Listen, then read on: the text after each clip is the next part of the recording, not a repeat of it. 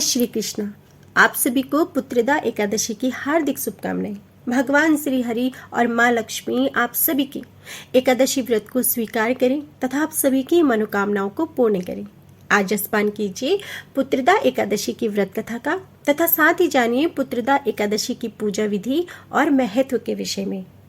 पुत्रदा एकादशी जैसा कि इसके नाम से ही प्रतीत होता है, संतान के लिए रखी जाने वाली एकादशी। इस दिन भगवान विष्णु और देवी लक्ष्मी की पूजा करने का विधान है। ऐसा करने से व्यक्ति को धन, वैभव और संतान सुखों की प्राप्ति होती है। इस चर और अचर संसार में पुत्रदा एकादशी के व्रत के समान दूसरा कोई व्रत नहीं है। इस व्रत के नाम के अनुसार ही इसका फल है। जिन व्यक्तियों को संतान होने में बाधाएं आती हैं या जिन्हें पुत्र प्राप्ति की कामना हो, उन्हें पुत्रदा एकादशी का व्रत अवश्य करना चाहिए।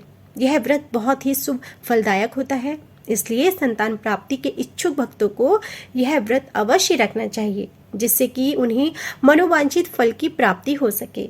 तो आइए रसपान कीजिए पुत्रदा एकादशी व्रत कथा का।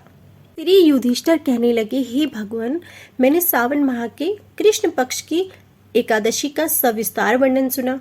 अब आप मुझे सावन शुक्ल एकादशी का क्या नाम है, व्रत करने की विधि तथा इसका महात्म्य कृपा करके कहिए। मधुसूदन कहने लगे कि इस एकादशी का नाम पुत्रदा एकादशी है। इस एकादशी को पवित्रा एकादशी भी कहा जाता है। पुत्रदा एकादशी व्रत करने वाले व्यक्ति को पूजा के बाद सावन पुत्रदा एकादशी व्रत की कथा जरूर सुननी चाहिए। ऐसा करने से व्रत पूर्ण होता है और सभी मनोकामनाएं भी पूरी होती हैं। अब आप शांति पूर्वक इस कथा को सुनिए। इसके सुनने मात्र से ही वाजपेयी यज्ञ का फल मिलता है। द्वापर युग के आरंभ में महिष्मती नाम की एक नगरी थी, जिसमें महिजीत नाम का राजा राज्य करता था। लेकिन पुत्रहीन होने के कारण राजा को राज्य सुखदायक नहीं लगता था। उसका मानना था कि जिसके संतान न हो उसके लिए यह लोक और परलोक दोनों ही दुखदायक होते हैं। पुत्र सुख की प्राप्ति के लिए राजा ने अनेक उपाय किए, परंतु राजा को पुत्र की प्राप्ति नहीं हुई। वृद्धावस्था आते देखकर राजा ने प्रजा के प्रतिनिधियों को बुलाया और कहा, हे प्रजाजनों, मेरे खजाने में अन्याय से भी उपार्जन किया हुआ धन नहीं है। ना मैंने कभी देवताओं तथा ब्राह्मणों का धन छीना है। किसी दूसरे की धरोहर भी मैंने नहीं ली है। प्रजा को पुत्र के समान पालता रहा। मैं अपराधियों को पुत्र तथा बांधवों की तरह दंड देता रहा। कभी किसी से घृणा नहीं की, सबको सम्मान दिया है। सज्जनों की सदा पूजा करता हूँ और इस प्रकार धर्मयुक्त राज्य करते हुए भी मेरे कोई पुत्र नहीं है। सो मैं अत्यंत दुख पा रहा हूँ। इसका क्या कारण है? राजा महिजीत की इस बात को विचारने के लिए मंत्री तथा प्रजा के प्रतिनिधि वन को गए। वहां बड़े बड़े ऋषि मुनियों के दर्शन किए। राजा की उत्तम कामना की पूर्ति के लिए किसी श्रेष्ठ तपस्वी मुनि को देखते फिरते रहे। एक आश्रम में उन्होंने एक अत्यंत वयोवृद्ध धर्म के ज्ञाता, बड़े तपस्वी, परमात्मा में मन लगाए हुए, निराहार, जितेंद्रिय, जित आत्मा, जित क्रोध, सनातन धर्म के तत्वों को जानने वाले, समस्त शास्त्रों के ज्ञाता महात्मा लोमश मुनि को देखा, जिनका कल्प के व्यतीत होने पर एक रोम गिरता था। सबने जाकर ऋषि को प्रणाम किया। उन लोगों को देखकर मुनि ने पूछा कि आप लोग किस कारण से आए हैं? निसंदेह मैं आप लोगों का हित करूंगा। मेरा जन्म केवल दूसरों के उपकार के लिए हुआ है, इसमें कोई संदेह मत करो। लोमस ऋषि के ऐसे वचन सुनकर सब लोग बोले, हे महर्षि, आप हमारी बात जानने में ब्रह्मा से भी अधिक सामर्थ्य हैं। अतः आप हमारे इस संदेह को दूर कीजिए। महिष्मतीपुरी का धर्मात्मा राजा महिजीत प्रजा का पुत्र के समान पालन करता है और फिर भी वह पुत्रहीन होने के कारण दुखी है। उन लोगों ने आगे कहा कि हम लोग उनकी प्रजा हैं, अतः उसके दुख से हमें भी दुख है। आपके दर्शन से हमें पूर्ण विश्वास है कि हमारा यह संकट अवश्य दूर हो जाएगा, क्योंकि महान पुरुषों के दर्शन मात्र से अनेक कष्ट दूर हो जाते हैं। अब आप कृपा करके राजा के पुत्र होने का उपाय बतलाएं। यह वार्ता सुनकर ऋषि ने थोड़ी देर के लिए तो नेत्र बंद कर दिए और राजा के पूर्व जन्म का वृतांत जानकर कहने लगे कि यह राजा पूर्व जन्म में एक निर्धन वैश्य था। निर्धन होने के कारण इसने कई बुरे काम किए। यह एक गांव से दूसरे गांव व्यापार करने जाया करता था। एक समय ज्येष्ठ मास के शुक्ल पक्ष की द्वादशी के दिन मध्याह्न के समय वह, जबकि 2 दिन से भूखा प्यासा था, एक जलाशय पर जल पीने गया। उसी स्थान पर एक तत्काल की ब्याही हुई प्यासी गौ जल पी रही थी। राजा ने उस प्यासी गाय को जल पीते हुए हटा दिया और स्वयं जल पीने लगा। इसलिए राजा को यह दुख सहना पड़ा। एकादशी के दिन भूखा रहने से वह राजा हुआ और प्यासी गौ को जल पीते हुए हटाने के कारण पुत्र वियोग का दुख सहना पड़ रहा है।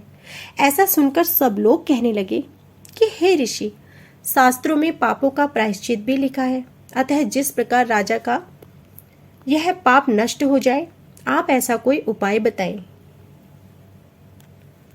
लोमश मुनि कहने लगे कि सावन शुक्ल पक्ष की एकादशी को, जिसे पुत्रदा एकादशी भी कहते हैं, तुम सब लोग व्रत करो और रात्रि को जागरण करो, तो इससे राजा का यह पूर्व जन्म का पाप अवश्य नष्ट हो जाएगा और साथ ही राजा को पुत्र की अवश्य प्राप्ति होगी। लोमस ऋषि के कहने लगे कि सावन शुक्ल पक्ष की एकादशी, जिसे पुत्रदा एकादशी कहते हैं, इसका व्रत बहुत ही श्रेष्ठ व्रत होता है। लोमस ऋषि के ऐसे वचन सुनकर मंत्रियों सहित सारी प्रजा नगर को वापस लौट आई और जब सावन शुक्ल एकादशी आई तो ऋषि की आज्ञा के अनुसार सबने पुत्रदा एकादशी का व्रत किया और रात्रि में जागरण किया। इसके पश्चात द्वादशी के दिन इसके पुण्य का फल राजा को दिया गया। उस पुण्य के प्रभाव से रानी ने गर्भ धारण किया और प्रसव काल समाप्त होने पर उसके वहां एक बड़ा तेजस्वी सुंदर पुत्र ने जन्म लिया। इसलिए हे राजन, इस सावन शुक्ल एकादशी का नाम पुत्रदा पड़ा। अतः संतान सुख की इच्छा हासिल करने वाले इस व्रत को अवश्य करें। इसके महात्म्य को सुनने से मनुष्य सब पापों से मुक्त हो जाता है और इस लोक में संतान सुख भोग कर परलोक में स्वर्ग को प्राप्त होता है। पुत्रदा एकादशी की पूजा विधि जानिए। पुत्रदा एकादशी रखने वाले जातकों को दशमी की तिथि से संध्या से ही व्रत के नियमों का पालन करना चाहिए।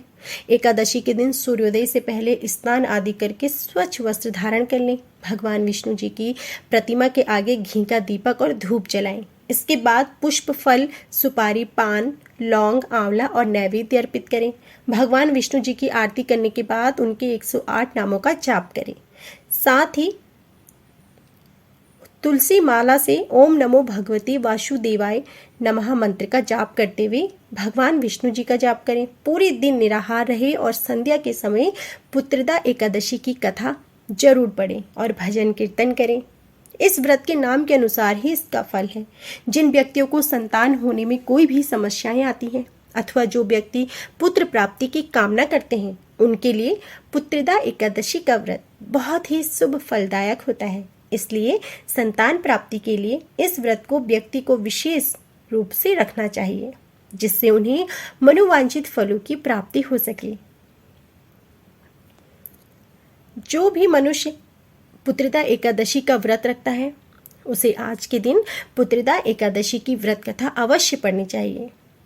इसकी कथा सुनने मात्र से ही भगवान विष्णु और माँ लक्ष्मी की कृपा सदा बनी रहती है तथा भक्तों को यह व्रत आज के दिन अवश्य रखकर शुभ फलों की प्राप्ति होती है।